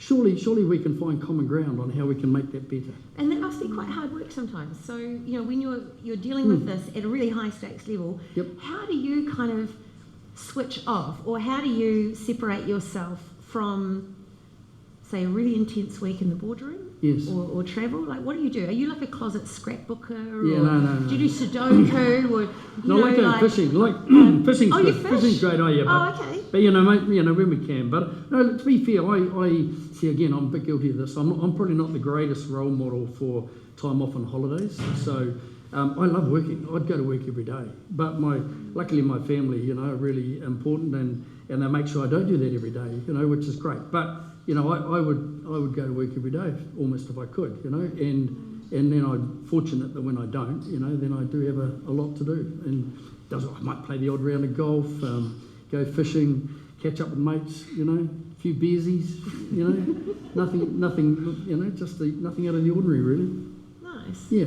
Nice. Do you see, you know, how niggly do you think the water storage sort of project is going to be to test some of those relationships? Well, look, I think that unfortunately at the moment, and look, we're really open about this. We haven't made a decision to build water storage or to build a dam, because all of the work we're doing at the moment is about feasibility. Can we actually get the seismic loads conquered? Can we actually engineer this thing first and foremost? Is it going to be commercially viable? Can we actually make this a project that's good for the region and helps with the environmental and river health as well, ahead of you know, the other things that we're talking about around high value food and production and processing? You know, so this is all about getting viable project first and foremost, and then we'll put it in front of people, and the region can decide whether they want it or not.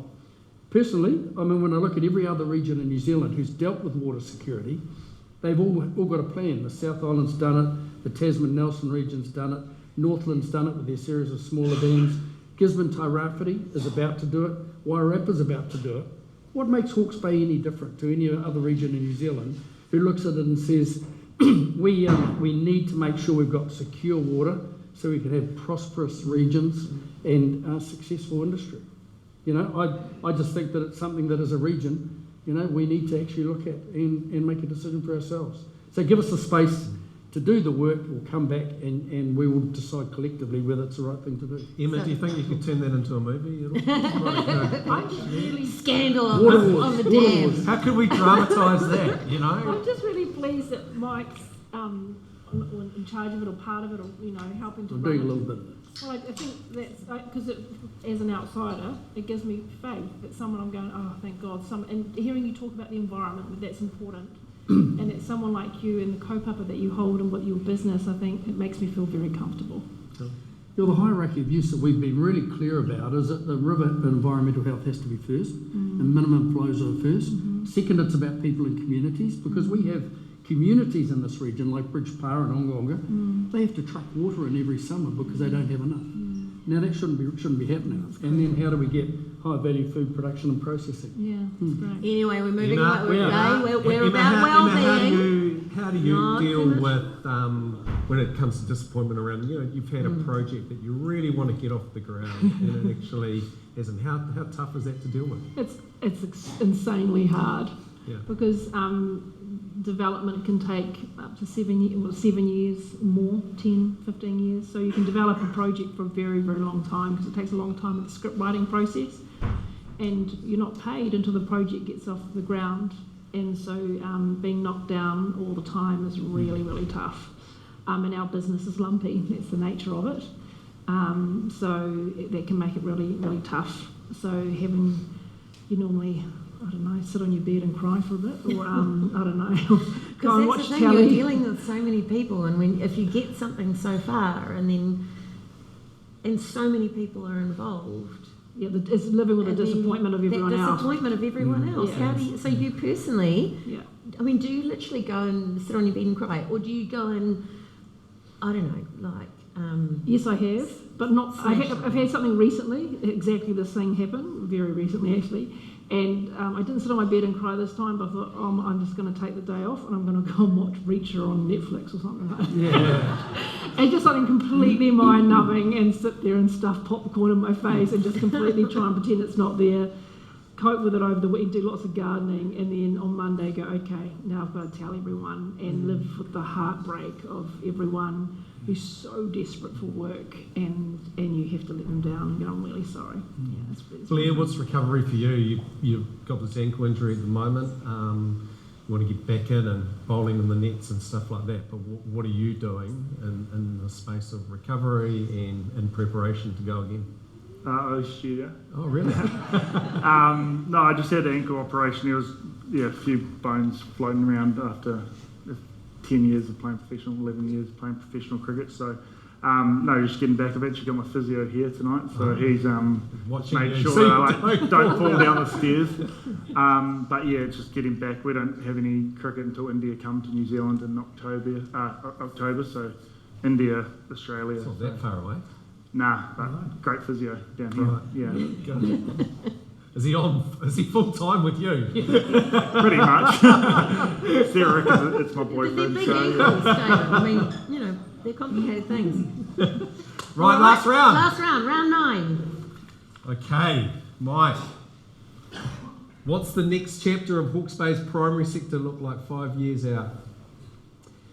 It's a big question, Damon, but look, I think we need to be more ambitious as a region. So, we're always trying to look about why things shouldn't happen, and so I just encourage everyone to think about what it might be possible from this amazing region. You see, there's a Team Hawke's Bay. You talked about Team Hawke's Bay before. Yeah, Team Hawke's Bay, absolutely. I mean, this is a region, unfortunately, and I think, and we don't want to get into politics, but local government has actually been a constraint. It's been a problem. Sothebys. Fun? Yeah. But it's only because we've got so many councils that cross so many boundaries that actually it's really hard to get a common view about what the region should do and where it should go. So without getting bogged down in the politics, having a common vision, common direction, we have, as I say, we have the opportunity here if we unleash ourselves, profit unleashed, of course, and let ourselves go and be more ambitious for this region and create internationally competitive companies that can provide, high-paying jobs and build, regions and communities and make sure this is the best place for our children and grandchildren to live in the future. Cool. Yeah, absolutely. I mean, all for that. But also, thinking about what you do, Emma, I mean, we've got to think about Hawke's Bay as being innovative and different, and we've got economies that have worked for us in the past, our horticulture, our viticulture, farming. Can we look at a screen economy? Can we actually create an entirely different new industry? And what kinds of businesses, what kinds of industries locally could end up in a screen production, I mean, what sorts of businesses do you require? Does a film, a big scale film, require, or even a small scale film? We use everything. So, like what? I mean, Accommodation, catering, transport, all of that. People, when they get paid well, generally speaking, so they'll go out and they'll spend up. They'll go to the bars, they'll go to the restaurants, they'll buy the clothes, all that kind of thing. So the love gets shared around a lot. So I think it's got a far-reaching base, and that's when there's a lot of math that's done on working out. They're calculating when the amount of spend that goes on on a project, and then how far out it goes. So there's been work done all around the world about it, it's considerable.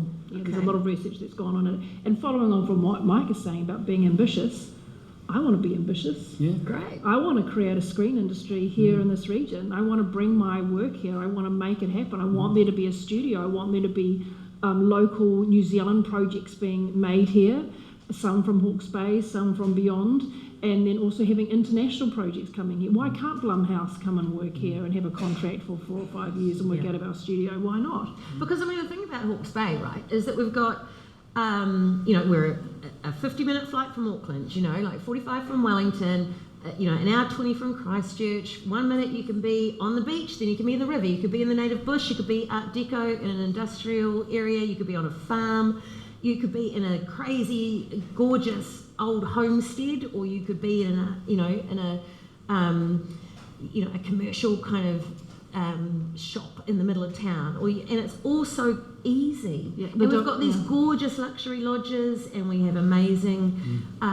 You need all ranges of accommodation, and that's all here. And having the dual city thing is really amazing. But the whole entire region has got such an diverse location pool that you can have, which is just incredible. And private planes coming into the airport, choppers, a clean airspace. Sorry, but I'm just saying, so excited. Because I can see Blair here thinking that his coffee cart may actually be brought back out and it's going to be on site in places where you need a coffee cart. Coffee carts. So what do you see? Is there future 13 stags that'll go global around into India and stuff? Franchise, I have seen that you're doing some stuff in cricket as well, wanting to teach or coach younger kids and things like that. Do you see that as a sort of a business opportunity? Or yeah, obviously, like I said, Shane Jurgensen was a big part of my life, so I sort of want to push that, show young cricketers how to bowl safely and fast. And is that monetised? You see that as Yeah, I think so. To be honest, you wouldn't ask young kids to scrum against each other without a specialist coach. It's the same with fast bowling. There's ridiculous amounts of guys breaking their back at a young age, and I don't want to see that. And because I went through the Australian route, I never saw that there was so little coaching and that background, and I've sort of, whilst I had my injury, sort of wanted to help out where I could, and it's actually quite scary to see the little knowledge that's going around for these young players. And you've seen that the Black Caps probably have 5 guys that have had back surgery, and it's not pretty. So making sure that doesn't happen. And with the cafe and sports park, I just want to see it grow and see more athletes come through Hawke's Bay. I think that'll be the best thing to see. It's so desirable to live here. Yeah. Absolutely. As someone who's only just moved back here for the last year and a half, I love living here. And I think I'm the luckiest person in the world. Do we love living here? Yeah. Right, we've come to the end. We've got a couple of minutes for questions from the audience. Is anyone that can ask a question? Yeah. Jacob. Oh, you won't play for New Zealand. You're actually the first person to drop it. Yeah. Hey, my name's Jacob. You gotta hold it up to you. It's a Sorry, mic. is it a microphone? Yeah. Well, shit. Right. Hey, my name's Jacob. I'm the project manager for the Hawke's Bay Expressway. I have a lot of people similar to yourselves that look up to me daily and for guidance and leadership.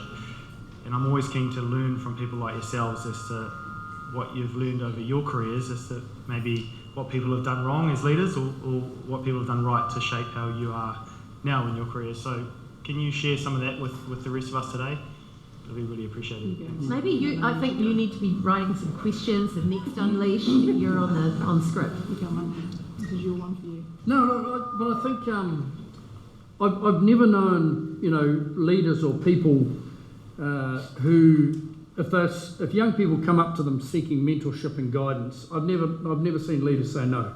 So I'd encourage young leaders just to always go and talk to people they admire or they respect or they think they might be able to learn off, and actually talk to them about their career and their prospects and what they think they need to do.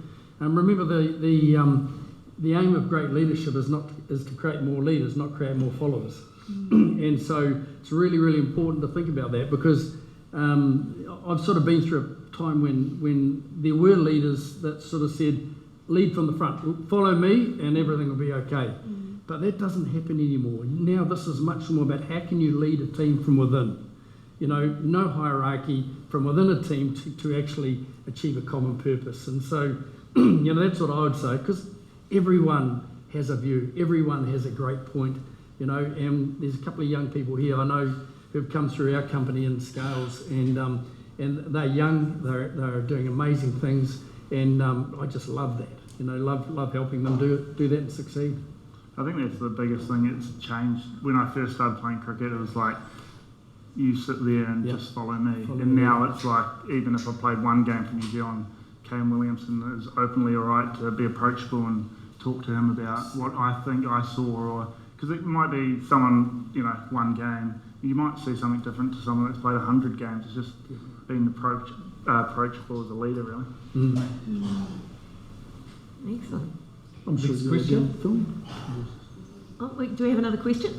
Yep. Oh yeah, go for it. Hello. I'm from local government, so I just wanted to acknowledge Nigel. He's been a big part of our lives for a long time. Just wanted to say thank you to him and his family. It's my question's for Emma. It's a new industry in Hawke's Bay. If we wanted to do, a screen industry, etc., how do we cope, or how do we deal with some of the other regions that are probably paying incentives, like Auckland, Christchurch, Wellington, Queenstown? How do we compete with them? How do we make Hawke's Bay be somewhere that it's worth coming to, when at the moment we probably can't pay those incentives? Yeah, the only other region at the moment that does do it is Christchurch. Auckland doesn't need to do it at the moment. Some of them might have other incentives that are not sort of formalised, but Christchurch actually does have one. And it has made a massive difference to them. They really noticed it, and then they started pouring more money in. And that's what I'm sort of open, because I realise that I don't think, because the councils are so focused on sorting out still things that happen from Cyclone Gabrielle, that's really where their focus is, that to be looking out into the community to see if we can put a fund together that we can formally say, and I've already built the structure and everything around it, so I've got it all organised, and it's better than the Christchurch one, because theirs is just a grant, and I'm suggesting that it should be an equity piece, and then actually and then put that in place, and then once that's publicised, the work will start to come in, and we're building the crew base with the training scheme that we have, so they're local people. It's very expensive to be bringing people in from outside of the region. So if you can train here, and that's what attracts the international projects, because even though they care about infrastructure, they also really care about people infrastructure. They want to know how many projects can go here before it sort of all falls apart. But to answer your question, I do think a fund would make a difference, and that's why I'm pushing for the Hawke's Bay Green Fund. So any investor out there, let's do this. From all the females in the crew, if you can bring Jason Momoa, would be really nice. He's everywhere else in New Zealand. He does. He's in. Anyone? I had a beer with him. You had a beer with him. Yeah, I was on a boxing match. He was there watching the boxing match with his partner. I was there to meet a director. But yeah, no, he's here in the country. He's doing a lot of work at the moment. Yeah. Yeah. So you never know. He does want to be here. Yeah. Another question?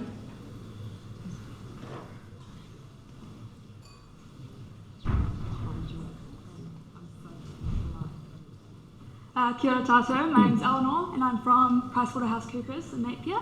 I have a question as talking as a young person, someone who's also, I like to call myself an import, I moved here 4 months ago, but I want to know, what do you think is the most undervalued or overlooked skill you see in young people? I think we're told a lot about our communication, how to do that sort of thing, but we're not often told about the things we're lacking in. And I think that's something we want to know about and how we can improve a region from a young person's perspective. What a great question. It's a fantastic question. Go, Mike. I'll tell you what I'll say. I'll say patience. Patience to develop a career, to really commit. It takes a while when you start work, in a new job and a new career, to build trust with your colleagues, to demonstrate your potential, to convey the fact that you're here to learn and develop your career. And so often when I say to young people when they go for their salary review, take development ahead of money. I know that everyone wants money at the time, but develop yourselves, be patient, really develop a career, work hard. So I'd say sort of patience and just really getting yourself set, because once you're set, then life becomes much, much easier.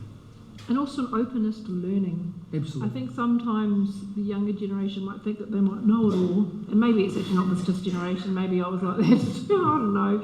But I think having an openness to learn and not turning up like you know it all and being arrogant, then there'll be opportunities that will open themselves. And I think that's, and I combine that with patience and then also tenacity. If you really want something, you just have to keep pushing and expect the knockbacks. They will come, and in fact, they're there to shape you. It often will define your career. Yeah. Can I make a plea?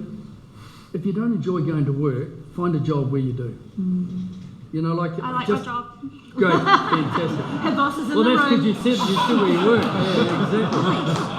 I know, exactly. But it's a great question. It's a really good question. No. And even the fact that you've asked that probably means you're going to go light years. I also want to say, Emma, The Changeover is a perfect movie, but it also made me really scared of my little brother. So, just an input. Oh, wow, that's cool. Thank you for saying that. Right, we've got one more question. Anybody?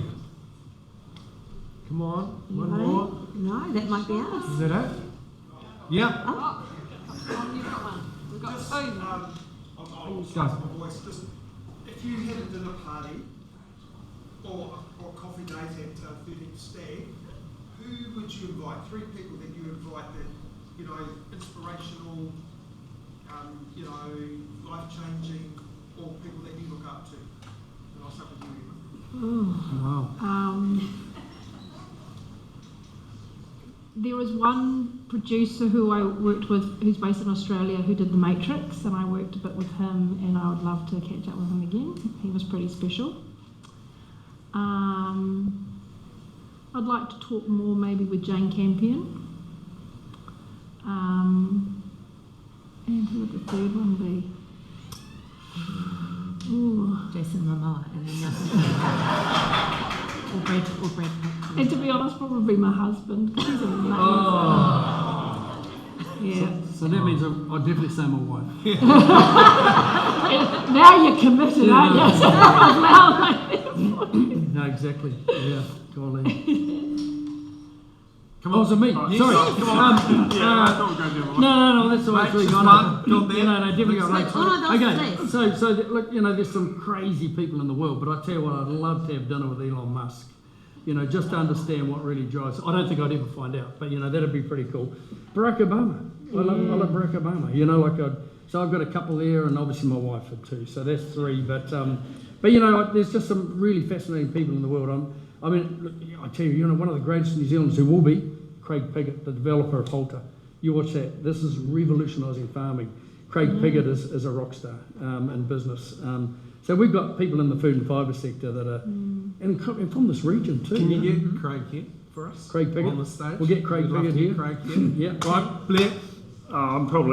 obviously because I cried before, but probably my grandparents that can't be here, to be honest. I saw it the other day. I could, be talking. I'm here with Brad Pitt tonight, so it's all right. I made it happen. So, you can tell the guy's got a heart here. Yeah. Too big. Come on, let's go. I honestly just have family time, to be honest, and we spend enough time with that makes us feel like famous shit, cricketers. But I think it's interesting that I think though that where the importance is, and I think it's deeply connected to well-being with being with the people that you really care about. That's true. Yeah, but having interesting conversations with some of those people that you mentioned. Right, last one, Andrew. Nothing's more important than family. I agree. Andrew Atkinson, I go to Peak Fitness. You are looking sharp. My question's for You go like that. for Blair. Just quickly, has Joffrey Archer spoken to you since he donked you on the head? I actually did a podcast for the ACC the other day, and okay, I'll go the short way around this.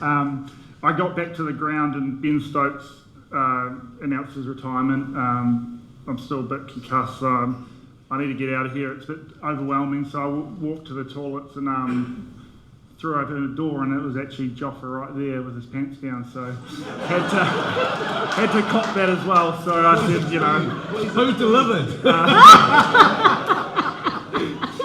He won that one as well. So you were coming off a short leg. Yeah. 2 knocks to the head and All right. That's us. A huge thanks to our 3 guests. Really awesome to have you guys make the effort to come and talk to a couple of hundred people tonight. Really appreciate it. So thanks so much. So a big hand to Blair, Bryce and Emma. A huge thanks to you guys for sitting through this, listening in. Love any feedback you can bring forward. We're always looking for guests as well, so anything around that would be awesome. Thanks to my sidekick and co-host, Yvonne. Thank you very much. Thank you. Thanks to our team that helped put this on. Anna, the bar staff, the girls that bring the food out, the Tribune, what an awesome complex. So thank you everybody for participating. It's been great. We've raised some money for Mates for Life as well this evening. So yeah, awesome. Awesome. And ngā mihi all of you for coming out on a school night, for supporting Damon and Unleashed, and supporting me, and for supporting Hawke's Bay Business. I'm going to close with a quote published yesterday about the leadership crisis. If Pink was working for Bishop, we have a rather hilarious situation in which one Chris was trying to roll another Chris on behalf of yet another Chris because they're worried they'll lose to an opposition Chris. It's a Christmas all around, but good night, look after yourselves. You guys have been amazing, absolutely amazing. Thank you, and thank you to our guests. Thank you, Ron.